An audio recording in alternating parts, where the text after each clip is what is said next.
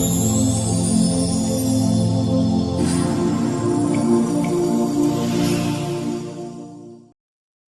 afternoon. Today is Friday, January 27th, and the time right now Singapore is 12:19 in the afternoon, and we can see that overnight on Wall Street, prices continue to edge higher on the back of a better than expected GDP report. The market was expecting a 2.8% increase in fourth quarter GDP, but it came in 2.9%, so marginally better. So that gives the market another excuse to pump out the price. So Dow Jones as it stands as of closing last night was 33,953.8. So we are getting very close to challenge the month high, which was last traded in the middle of January at 34,342. So this is nowhere near the December high. So we have to watch how this market reacts going into the last day of trading for the month of January. Okay, so what I'm talking about is the last day of the trading for this week itself. So we have 2 more trading days left before the end of January, which is on Tuesday on 31st of January. So in the meantime, we have to continue to monitor equity prices. Over in the S&P 500, we can find the S&P 500 is right now at 4,061. It will bump up even towards the end of trading last night, and we can see the market now is getting very close to challenge the December high at 4,100. So this level is actually not a target. The target is somewhere between 4118 to 4232, which is in the S&P 500. Do watch out for this area, in which I do expect some kind of selling interest to re-emerge from there. Over in the Nasdaq, we can see the prices close at the high, and we are getting very close to challenging the December high, which is at 12,166. Market closed at 12,055 last night. So we are probably about 110 points away from challenging the December high. There is a risk that the market may actually exceed this point, but where it closed on 31st of January will be the key for me. Okay, so in the meantime, I do believe that this market is basically doing a rebound. Okay, it's not an uptrend, as at least it's not evident to me yet. Okay, over in this Shanghai, over in Asia, we can see that the Hong Kong index, which is the Hang Seng index, actually took out the last April high to trade to a high of 22,700.8. This is actually, if you look at the daily time frame, we can see clearly the market right now is in the very bull phase, which have taken out this key level of 22,500. Okay, so you can see that this is the June high and this is the April high, and both level has been taken up. At the rate it is climbing, if it can maintain momentum, the next obvious target will be the February high of 25,000. So this level will be the key level looking going forward. Okay, over in the Shanghai Composite Index, we also saw the market rally higher to 3,267 this morning. It is about to challenge the September high of 3,278, but the key point here is 33,008.35. The market can take out this level here, then the market would have turned from bearish to bullish, at least in the medium term. Okay, over in the Nikkei 225, prices continue to rebound higher.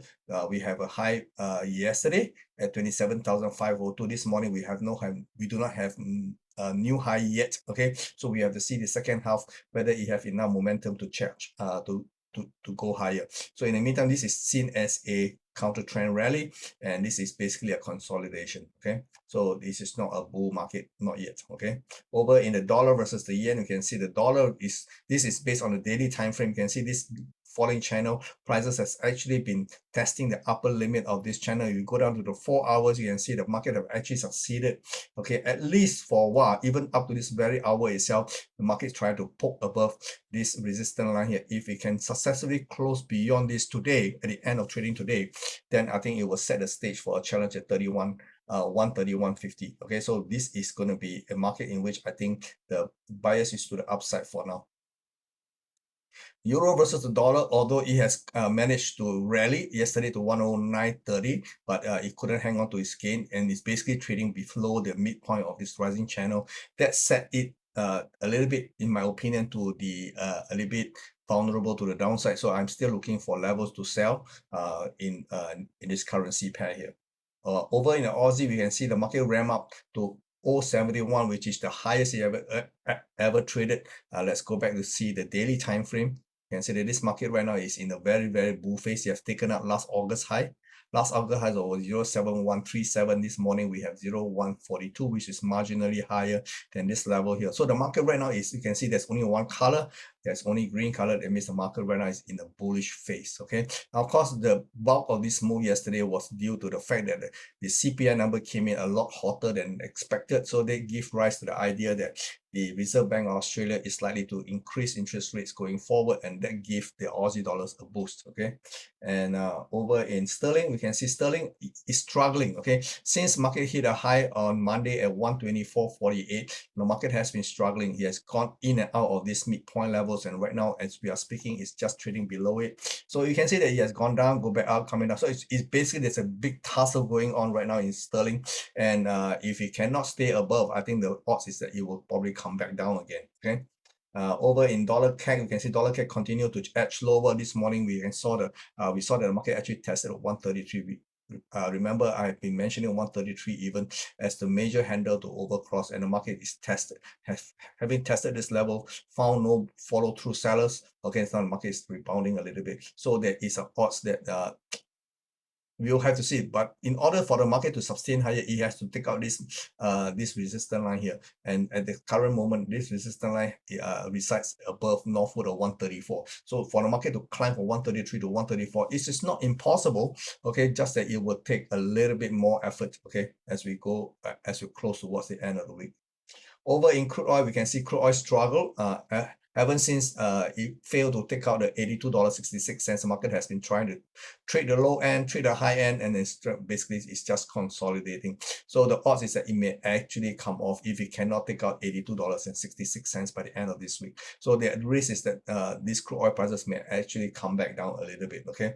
Now, based on natural gas prices, natural gas continue to slip.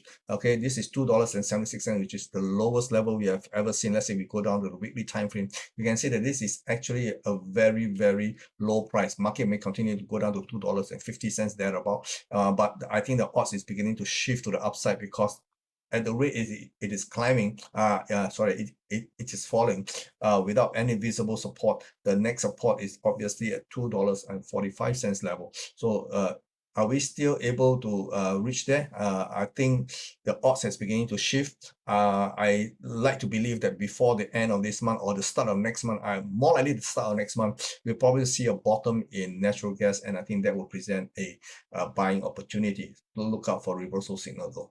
Over in precious metal, we can see gold prices actually edge higher early in the morning at $1,949.16, but it couldn't hang on to its gain.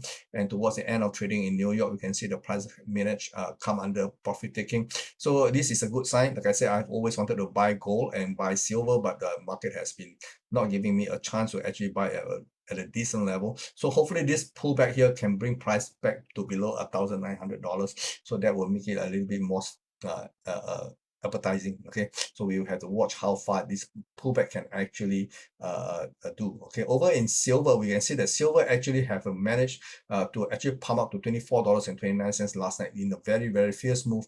But you can see that the market couldn't sustain on a close to close basis. The market did not close above this resistance line here. So they give rise to the idea what caused this market to go up to $24.29 last night. It could be due to a lot of selling orders that have accumulated.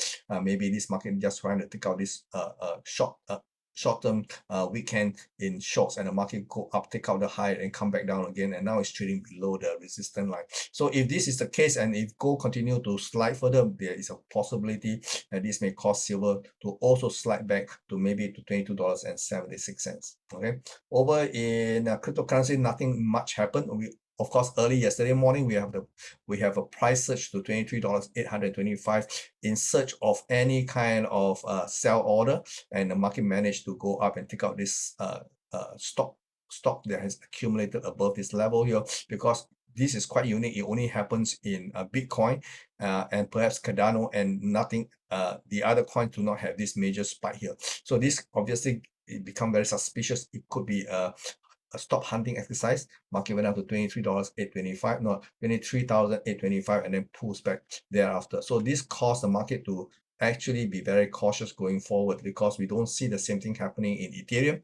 Ethereum did not challenge the month high, which is currently trading at $1,680. This was done on January 21st, which is last weekend, and you can see the high traded this week is only 1,638, which was traded on yesterday. So right now we are seeing a little bit of a pullback in Ethereum. Possibly the market will try to test the lower end at $1,500. Okay, it may even go lower. So we will have to see how this thing is panning out. Okay, over in Ripple, yes, Ripple do not have a new high as well.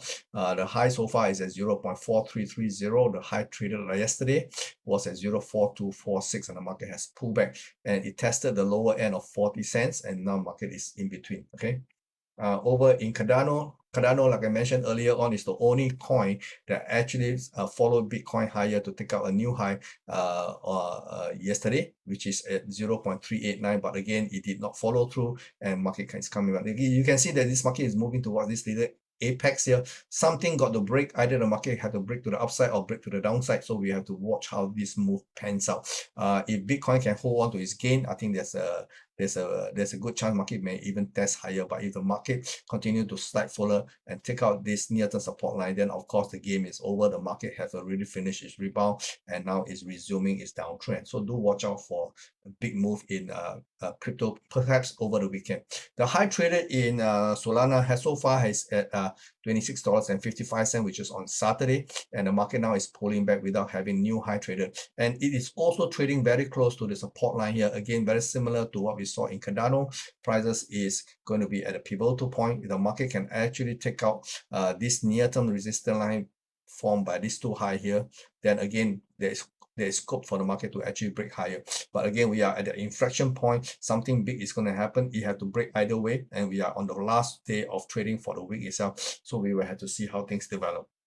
Okay guys, this is all I have for you, and do note that we have 2 more trading days to go on Monday and Tuesday before the market before the month of January actually ends. So I do expect something big to happen towards the end of the month or the start of a new month. So stay tuned, and I will see you again either on Sunday at my weekly market recap, or I'll see you on Monday.